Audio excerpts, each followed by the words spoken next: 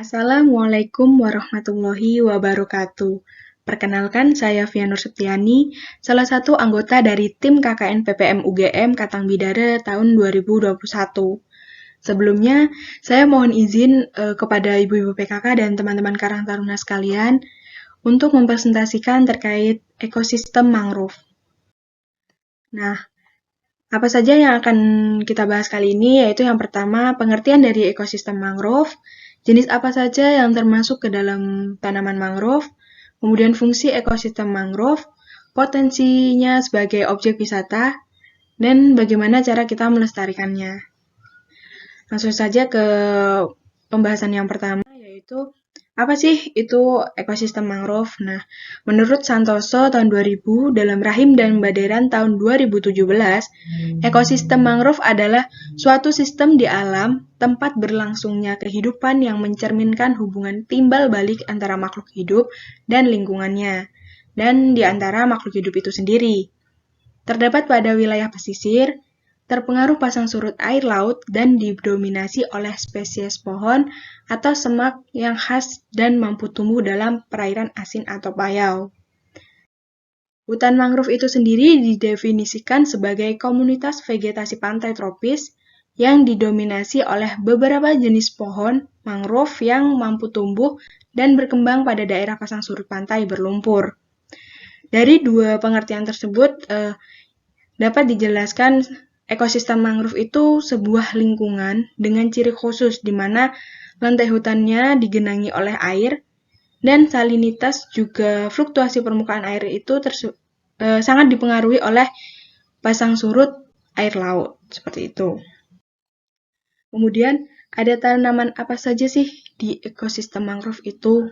Nah, flora atau tanaman yang ada di ekosistem mangrove itu dikelompokkan menjadi 3 bagian besar, yaitu yang pertama flora hutan mangrove mayor. Dapat disebut juga tanaman mangrove sesungguhnya, atau biasa disebut juga mangrove sejati. Nah, tanaman ini merupakan tanaman yang memperlihatkan kesetiaan pada habitat ekosistem mangrove. Tanaman ini memiliki kemampuan untuk membentuk tegakan yang murni, serta secara dominan mencirikan susunan komunitas. Dari segi morfologis, ia mempunyai bentuk yang adaptif akan lingkungan hutan mangrove dan mampu mengontrol kadar garam. Untuk mangrove, tanaman mangrove jenis ini, biasanya ia berada di barisan paling depan, langsung berbatasan dengan laut atau bibir pantai. Nah, seperti itu. Lalu jenis-jenis apa saja? Contoh-contoh tanamannya itu ada Candelia, Rhizopora, Bruguera, Avicennia, Cheriops, Lumnicera, Lagunsularia, Soneratia, dan Nipa. Nah, sebenarnya masih banyak lagi jenis-jenis tanaman mangrove sejati, hanya saja biasanya setiap habitat memiliki karakteristik yang berbeda, sehingga tanaman yang menyusun suatu komunitas di situ pun akan berbeda jenisnya, seperti itu. Kemudian jenis yang kedua itu ada flora mangrove minor. Nah, jenis tanaman ini merupakan tanaman mangrove yang tidak memiliki kemampuan untuk membentuk sebuah tegakan yang murni. Dengan demikian, secara morfologis tanaman ini tidak memiliki peranan yang dominan dalam komunitas mangrove.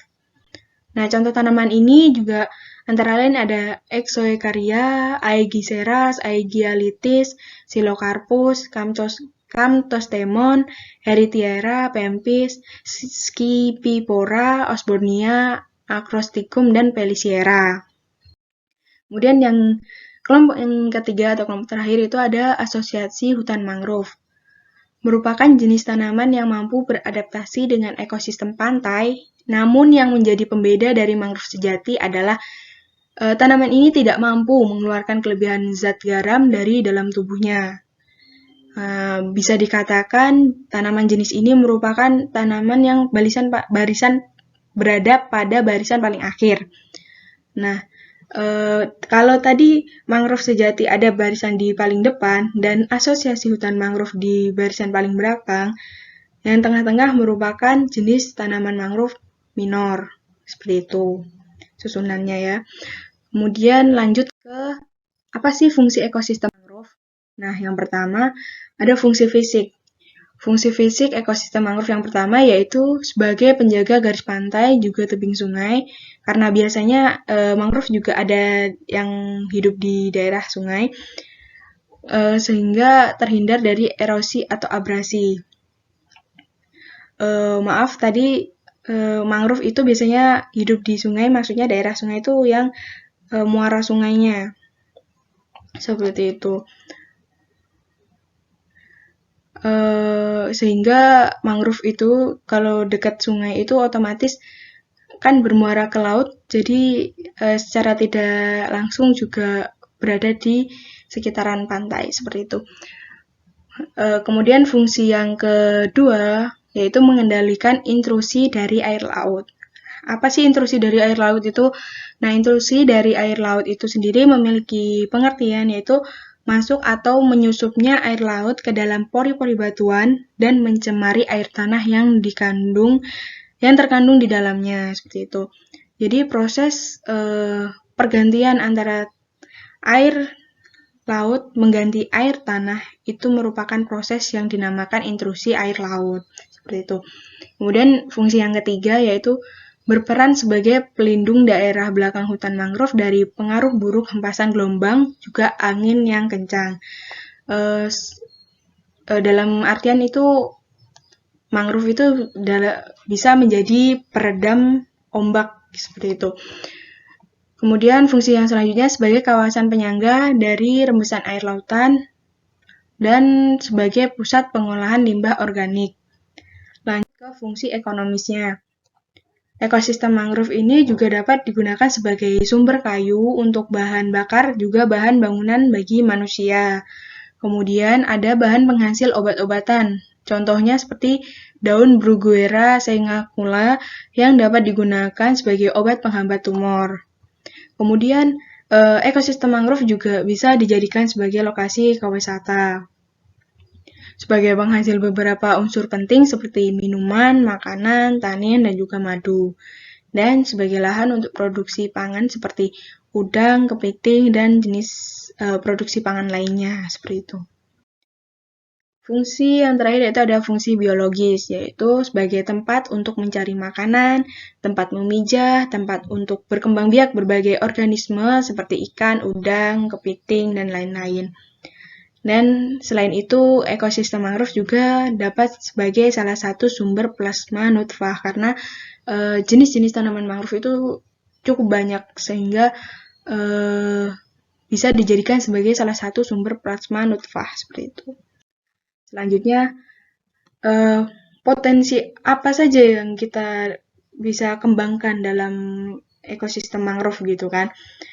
Yang pertama ini potensi mangrove sebagai objek wisata itu dapat dijadikan sebagai jenis ekowisata atau wisata yang berbasis alam, seperti itu. Nah, menurut Hadinoto tahun 1996 dalam Riana DKK 2020, ekowisata adalah suatu bentuk kegiatan pariwisata yang memanfaatkan keaslian lingkungan alam, di mana terjadi interaksi antara lingkungan alam dan aktivitas rekreasi, konservasi, dan pengembangan antara penduduk dan wisatawan, seperti itu. Nah, yang pertama, potensi apa saja yang dapat dikembangkan dalam ekosistem mangrove. Yang pertama itu ada edukasi keanekaragaman jenis tanaman mangrove yang ada. Seperti yang saya jelaskan sebelumnya, ekosistem mangrove itu bisa dijadikan sebagai sumber plasma nutfah, sehingga dari beragamnya jenis-jenis tanaman mangrove yang ada di situ, kita bisa dijadikan sebagai lahan potensi edukasi untuk wisatawan, untuk mengenal lebih dekat apa saja sih yang ada di ekosistem mangrove, seperti itu. Kemudian bisa juga ada edukasi budidaya kepiting bakau. Ada saya menemukan sebuah jurnal yang mengatakan bahwa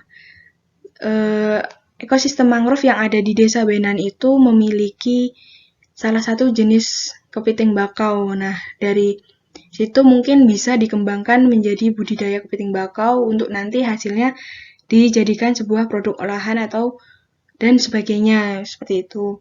Kemudian ada spot foto yang bisa membuat spot foto yang kekinian atau instagramable kalau kata orang sekarang ya. Nah, seperti itu. Kemudian potensi yang keempat yaitu yang tadi wisata kuliner hasil olahan budidaya seperti olahan kepiting dan atau bisa menjadi bahan-bahan mangrove yang lainnya seperti itu. Kemudian ada edukasi pembibitan mangrove. Nah, yang ini bisa nih dari jenis-jenis mangrove yang ada di situ bisa dilakukan pembibitan mangrove untuk nanti ada kegiatan penanaman atau kegiatan-kegiatan penghijauan lainnya gitu. Kemudian potensi yang dapat dikembangkan yang keenam yaitu produk-produk yang dihasilkan dari bahan tanaman mangrove. Bisa itu dijadikan permen atau olahan makanan, nah seperti itu. Atau akar-akar mangrove yang sudah tumbang itu bisa dijadikan furniture penghias rumah seperti itu, dekorasi rumah. Nah, udah sampai ke pembahasan yang terakhir nih. Bagaimana sih kita melestarikan ekosistem mangrove agar tetap kita nikmati dalam jangka waktu yang panjang gitu, biar anak cucu kita nanti tetap menikmatinya. Nah, sebenarnya banyak manfaat dan potensi yang dimiliki ekosistem mangrove membuat ekosistem ini patut untuk dijaga kelestariannya. Nah, cara pelestarian mangrove yang pertama yaitu melakukan pembibitan tanaman mangrove. Nah, setelah dilakukan pembibitan, nanti akan untuk kegiatan penanaman atau penyulaman kembali ekosistem tersebut agar ada siklus.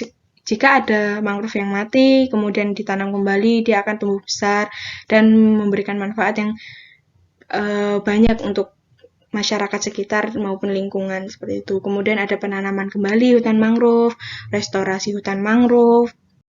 Kemudian ada memperbaiki lingkungan sekitar hutan, pengelolaan tata ruang untuk perluasan kawasan hutan, memberikan edukasi pentingnya hutan mangrove kepada masyarakat. Nah, memberikan edukasi pentingnya hutan mangrove kepada masyarakat itu salah satu contohnya seperti yang saya lakukan sekarang. Nah, mengapa kita menjaga ekosistem mangrove itu penting? Nah, dengan menjaga kelestarian ekosistem mangrove itu sendiri, kita dapat merasakan manfaatnya yang begitu banyak, mulai dari potensinya sebagai objek wisata, hingga melindungi pantai dari abrasi.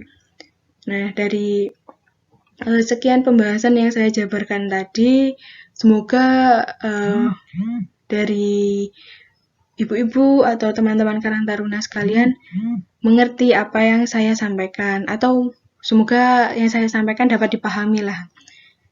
Saya juga mohon maaf apabila masih banyak kata-kata yang salah dalam pengucapan dan penjelasan yang kurang jelas. Saya minta maaf karena di sini saya juga lagi belajar seperti itu.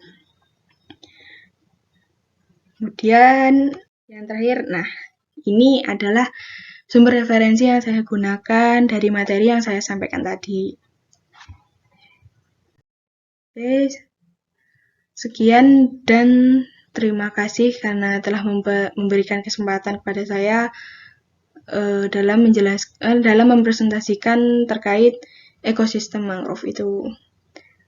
Sekian dari saya.